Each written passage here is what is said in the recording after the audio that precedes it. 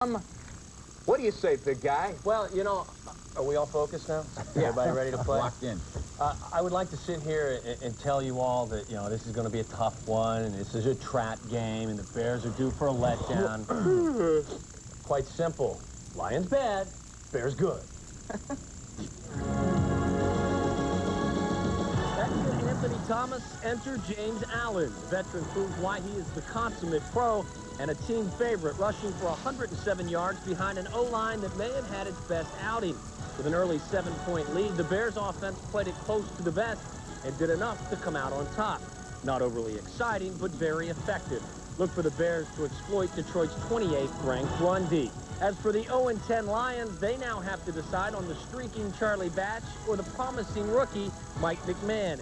Both have had their moments, but with the league's worst running game and injuries to Jermaine Crowell and Herman Moore, neither has had much of a supporting cast. Great, now I must choose between a paper cut on one of my eyeballs and having a toenail ripped off. Thanks. Slight edge Bears. The defensive comparison again this week is quite lopsided. The Lions are a carbon copy of the Vikings. Bad against the run, generous against the pass, and not real interested in making big plays, unless you consider committing pass interference a big play. As for our Bears, once again, Greg Blosch proved why he will be considered for a head coaching position at year's end. The plan for the explosive Vikings was solid, and his players executed. There is no more athletic linebacking threesome in this league than Urlacher, Colvin, and Holdman. If the Pro Bowl was scheduled for next week and Mike Brown, Ted Washington, and Brian Urlacher weren't invited, well, the league should reevaluate the election process. Advantage Bears. How can you not be impressed by these Bears special teamers? Edinger has hit 8 in a row, Maynard consistently drops the ball inside the 20, and Larry Wiggum leads an outstanding group of coverage guys. Big edge Bears. Today, the Lions come to town with only one real playmaker. If R.W. McQuarters and Walt Harris can contain Johnny Morton, the Lions will have a difficult time finding the end zone. Well, I'm sure the Lions have a little revenge on the brain today. In last year's season finale, the Bears shattered Detroit's playoff hopes as a Paul Edinger field goal sailed through the uprights. Since then, our guys have vaulted to the top of the NFC Central, while the Lions are flirting with historic ineptitude. Gary loves it when I use big words. So I guess the question I ponder today is, with whom do I side? A woefully bad team with a score to settle, or a confident, well-oiled machine that plays good defense, solid special teams, and comes ready for battle each and every Sunday? Last week, the impossible occurred. The planets aligned, negative energy entered, and I actually made a mistake, picking a bad team to beat our Bears. I have learned my lesson.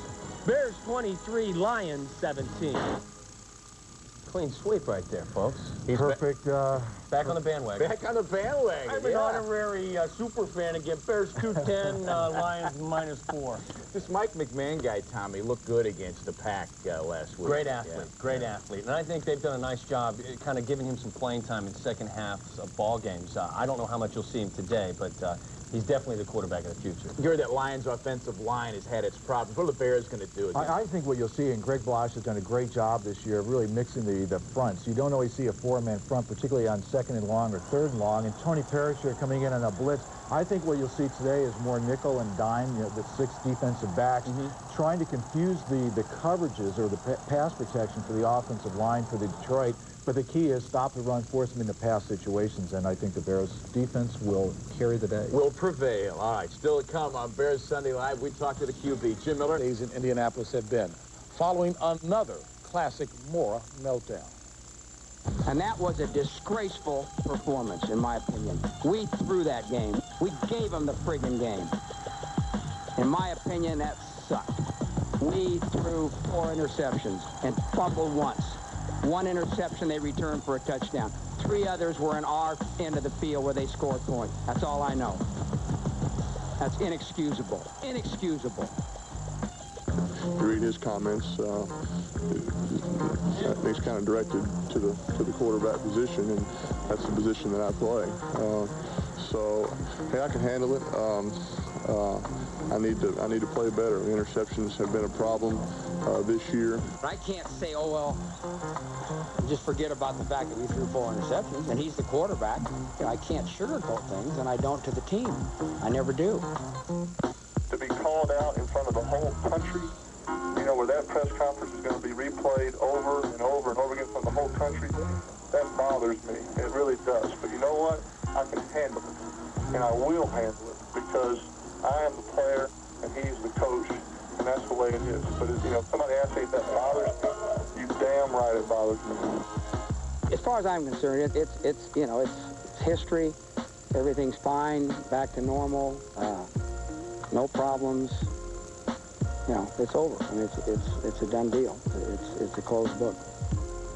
You know, we were just chatting. Traditionally, quarterbacks, star quarterbacks, don't get criticized in public. Oh, Now, Moore says it's over. You think it's over in Peyton's mind? You know what? Jim Moore probably has committed occupational suicide because he criticized Peyton Manning, a quarterback, and there's some unwritten rule out there that you can't publicly criticize quarterbacks. To me, the whole thing just drives me nuts. He told the truth. Plain and simple, he told the truth. Peyton Manning had a bad game. Peyton Manning has had a bad year, and now we're going to chastise the guy. The only thing he should draft, he was before, is going out and playing with a broken jaw. If he'd have said that, he'd have been 100% fine in my book. Chris says he deserves a little bit of credit for that. I think he deserves a lot of credit for that. And I think the forum that he chose to do it in is the real problem. And I think when you criticize your quarterback, if you do it within the confines of the locker room, I don't think he has a problem with that. But I think Peyton Manning has a point. They had breakdowns on special teams. They couldn't run the ball when they needed to run the ball. That's the problem. Karnak says, publicly humiliated by head coach. Publicly humiliated by head coach. Embarrassed in front of teammates. Embarrassed in front of teammates. And currently in therapy. And currently in therapy. May a crazed yak blitz your mother. Oh.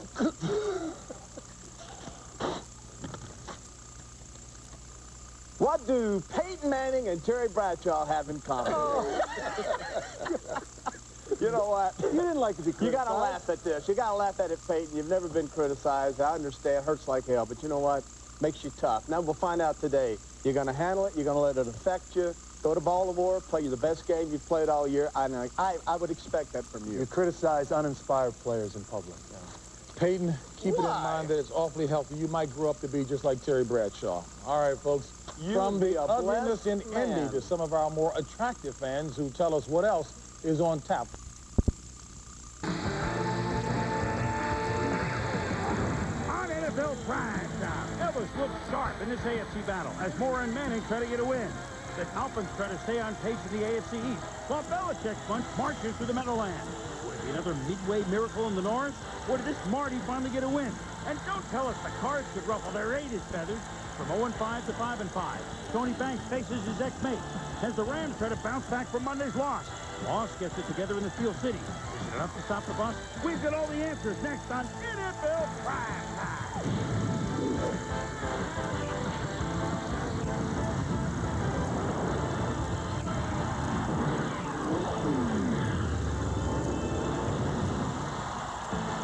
NFL Primetime is presented by Miller Lite.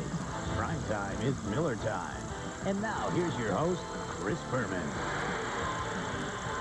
Hello once again, everybody. Welcome to NFL Primetime. Chris Berman, Tom Jackson, Week 12. We've steamrolled into December, and we know only one thing. Well, we know two things. The Rams, when they're rolling, they roll, and Dallas beats Washington. I don't know anything else, Tom. Week 12 of the football season, and we're still trying to figure this whole thing out, but a bunch of great finishes. Some very intriguing finishes, both early and late games. Here we go to one of the teams that you felt that you had figured out, the big ketchup bottle. The Steelers at home 8-2 against Minnesota's 0-4 on the road. Jerome Bettis needs just 9 to go over 1,000 for the 8th time in his career. Only the 7th back to do that. It's an impressive list. We'll tell you that later. Meanwhile, Cordell saying this running thing, I like it. He's not in. He was down to the 1. But that sets up the, he thought he was in, but they looked, it set up the bus. You know, he's going to get in. Bettis at 81 yards today, 7-3 Pittsburgh over Minnesota. Now we move to the third quarter, and Troy Edwards, who is kind of forgotten this year, but look at this play. The wide receiver runs, and he's bowling over a guy twice his size. Yeah, actually a lineman at the goal line, and he forced his way into the end zone. 12 yards, it's 14-3 Steelers. Nate, no jacket required. Unfortunately, after Nate tried to make a good play with it, no football required. And it's a fumble. And Myron Bell, not Myron Cope, falls on it for Pittsburgh. Yeah, take a look there. Edwards tracking him down at the end of that play, forcing the fumble. Big play for the Steelers on their sideline. So Edwards doing it on the offense and the special team. Then famous Amos Zaraway. Good cookies, good run, 4 yards, and it's going to be easy for Bill Cowher. They're up 21-3. And Dante Culpepper, who came in limping badly and hurting, that coach's decision. But, you know, he's playing hurt. They're down 21-3. So we bring in Todd Bauman from St. Cloud State. And from the Huskies of St. Cloud State, look at this. Bauman playing poise. Now, we heard about Michael Bennett's speed. You watch right here on the screen. Dennis Green has said he's the fastest player he's ever coached. This week 12, we finally saw it. So it's a 21-10 play. That play took about 4 seconds. So Culpepper, please. And I think it's Roy Girello, who's been eating for 10 years. At any rate, Bauman back in action to Randy Moss. He plays when he wants to. He does today in the second half. 62 yards, leads to a touchdown. They don't get to, but all of a sudden, this game that was over is now a 21-16 game. Stewart back to pass, and it runs into his own man. Talon Sawyer recovers for Minnesota. A 3rd and goal from the 19. 2 minutes to go. Bauman scrambling to Chris Carter. It's a touchdown, but you know why he was open? I have a reason, Tom. So do you. Yeah, we're going to take a look here. Well, he was way over the line of scrimmage. Downfield. So 4th and goal. The lob to Moss. And they're looking for the play. You throw it up and against Moss off, and you get this call. Steelers very fortunate to not get an interference call there on Dwayne Washington because he didn't get his head around until the ball had already made contact. So the Steelers and Bill Cowher, congratulations. He wins his 100th game. Dennis Green won his 100th a couple weeks ago. Mike Holmgren won his 100th this year. 3 coaches in the class of 1992 all winning their 100th this year. The Steelers, they win it. They're 9-2. They went 21-16. But even Pittsburgh, no, they made this one too interesting. You know, you can sit here and say I almost gave it away, which I almost felt like I did. But when you have a defense come out the way they played, man, and sustain their poise, and considering they were moving the ball up and down the field when the backup came in, I mean, hey, hats off to our defense, man. We don't have that killer instinct, and we've got to have that killer instinct because, you know, we've been fortunate enough to win these games. But, you know, going in December, you can't win games like this. You got to put teams away early, or else they're going to come back and they're going to beat you because every team we play, you know, going down the stretch is going to have the ability to beat us. I think Pittsburgh, and look, hey, look, they won and they're 9-2, but I think what they're saying is, you know, we saw Culpepper go, we're up 21-3.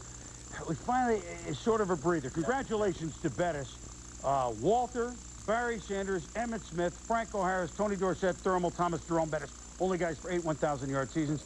They got a lot of weapons, more than people. Yeah. Well, I think today was a good example of the Steeler team not doing what they usually do, which is Jerome Bettis over 100 yards. He had 81 today.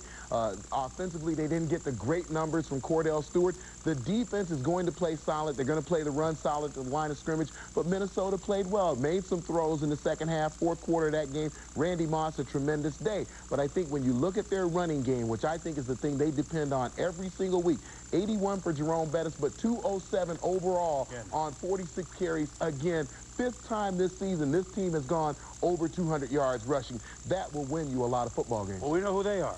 Yes, we know who they are. And they are in first place at 9-2, the Steelers. Now, speaking of first place, the Chicago Bears. Last year, Bears going nowhere, knocked the Lions out of the playoffs by kicking a field goal in Detroit at the end of the game. This time the Lions 0-10 because they knocked the Bears out of first place. Here we go from Soldier Field. 72nd straight year these two teams playing. Brian Urlacher doesn't remember when they met in 1930, but he's going to be around for a long time. Charlie Batch, play fake. And you know, it's the time of year that you see A Wonderful, Wonderful Life starring Jimmy Stewart. And here's James Stewart after the cameraman was fake. It's a wonderful play of 56 yards. And then on the same drive, it's Stewart again, so he's been back 2 games. Wait a minute, 0-10 Detroit up 7-0 at first place Chicago at Soldier Field. 3rd quarter at 10-3 Detroit and Mike Brown. See, quick for Johnny on the spot with not a safety. Tackle at the 1 and back. He has such tremendous timing down around the line of scrimmage, on his blitzes in the red zone. He just is one of those guys around the football. You saw Batchley with a separated right shoulder. David Terrell, not a good day for him. Jim Miller wide open. Terrell looking more like Marvin Gaye and Tammy Terrell. And then there ain't no mountain high enough, but the goalpost isn't even high enough for Terrell. No. And how about wide receivers coach Todd Haley? The job of the receiver is to catch the ball. Bears down 10-6, though, fourth quarter, so you know what's going to happen. You know what's going to happen. Leon Johnson, they dust him off for a first down. And then Miller to the big play guy, Marty Booker. So they've won at Tampa. They've won at Minnesota. All of a sudden, they're struggling against Detroit. But no more. Johnson to the goal line. Touchdown. Touchdown. The Bears. They did 13-10. Jim McMahon once owned this stadium. And Detroit, well, not Jim McMahon, it's rookie Mike McMahon from Rutgers. Good job, Tom. 2 minutes left in the game, 2nd and 4. McMahon, it looked pretty good on Thanksgiving. And Jimmy scored. Hit your first down. Kicker Jason Hansen, normally very good. He'd only missed about 3 field goals going into the game, but he's missed 2 earlier. Would he have a chance? McMahon to Larry Foster. Down to the 22. It's a first down. Timeout. Hansen, 40-yard field goal. Oh, man, not even close. No mulligans allowed. His 3rd miss of the day, Dick Duran. Matt Millen. Oh. Matt, there's not around many teams like this. Not that he was involved with, I can tell you that.